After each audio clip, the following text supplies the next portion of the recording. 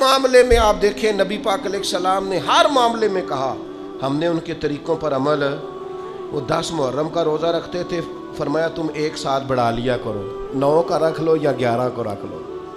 بلکہ یہاں تک کہ صحیح مسلم میں موجود ہے، یہودیوں نے کہنا شروع کر دیا تھا کہ نبی کریم تو ہر معاملے میں ہماری مخالفت کرنا پسند کرتے ہیں، یہ تو ہر معاملے میں الگ چلتے۔ کیوں؟ ہمارا اپنا کلچر ہے، ہماری اپنی تہذیب ہے، ہمارا اپنا تمدن ہے۔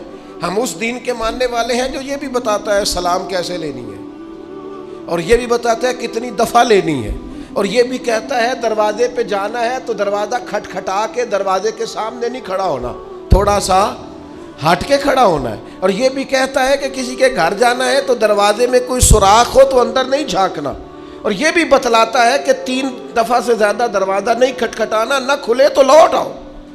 جو دین ایک ایک بات کھول کر بیان کرے، جو یہ بھی بتائے روٹی کمانی کہاں سے ہے،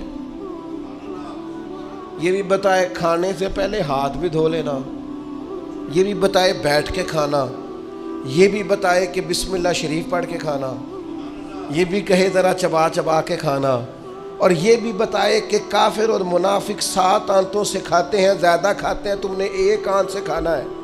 جو کھانے کا طریقہ بھی بتائے، سونے کا بھی بتائے، کسی سے ملاقات کا بھی بتائے، جو کسی کا انتقال ہو جائے تو تدفین کرنی ہے یہ بھی بتائے، اور لوگ چھوڑ کے آ جائیں گے تو قبر میں کیا ہوگا، قبر سے اٹھیں گے تو کیا ہوگا، میدان محشر میں کیا ہوگا، محشر میں میزان کیسے لگے گا، پل صراط کیسے لگے گی، حساب کیسے ہوگا، اللہ کے حضور کھڑے ہوں گے تو سوال کیا ہوں گے، جواب کیا دینے چاہیے۔ جو یہ بھی بتائے کہ اللہ تبارک و تعالیٰ قیامت میں عدل کیسے کرے گا، اور یہ بھی بتائے کہ اپنے بندوں پر فضل کیسے کرے گا۔ جو دین یہ بھی بتلائے کہ قیامت والے دن جب گناہگار میدان محشر میں پریشان ہوں گے تو ایک کالی زلفوں والے محبوب آ کے سفارش بھی کریں گے، ان کی سفارش مانی بھی جائے گی، ان کے کہنے سے گناہگاروں کو چھوڑا بھی جائے گا۔ پھر لا یستوی اصحاب النار و اصحاب الجنہ، اصحاب الجنت ہم الفائزون، جو بتائے کہ جب جنت میں چلے جائیں گے تو کامیابی ہوگی۔ تو جو بچے کے کان میں اذان دینے سے لے کر گھٹی دینے سے لے کر جنت میں جانے تک کا سارا طریقہ جو دین بتائے، پر اس دین کے ماننے والوں کو ادھر ادھر جانے کی دین اجازت دیتا ہے؟ ہر چیز تمہیں گھر میں بتائی ہے، پھر تھوڑا سا ادھر سے ادھار، تھوڑا سا ادھر سے ادھار، جو فیشن رات کو دیکھ لیا ٹی وی پہ سویرے کر لیا، جو نیا سٹائل آیا وہ چل گیا، جو نیا فیشن آیا وہ، آپ نے ناراض نہیں ہونا۔ ویسے میں نے اتنے کچے خیالات کے لوگ بھی اپنی زندگی میں دیکھے ہیں جو اس بات پر بحث کر رہے ہیں کہ یہ فیشن جب آیا تھا سب سے پہلے میں نے بنایا تھا۔ کیا قوم ہے، کیا تبصرہ ہے، کہاں جیتنا چاہتی ہے۔ یہ پاجامہ جو آج یہ ساری دنیا آج پہن رہی ہے، اس شہر میں سب سے پہلے میں نے پہنا تھا۔ جیت گئے بھائی، جیت گئے، آپ کا انعام بنتا ہے، گولڈ میڈل آپ کو ملنا چاہیے۔ اتنا بڑا کارنامہ سب سے پہلے فیشن آپ نے کیا، کمال ہو گئی، حد ہو گئی۔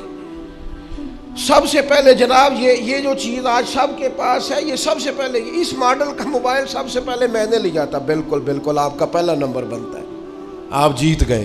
خدا کے بندو، اللہ سے ڈرو۔ مسلمان ان چیزوں میں الجھ کر زندگی نہیں گزارتا، اس کی چاہتیں کچھ اور ہیں، اس کے انداز کچھ اور ہیں۔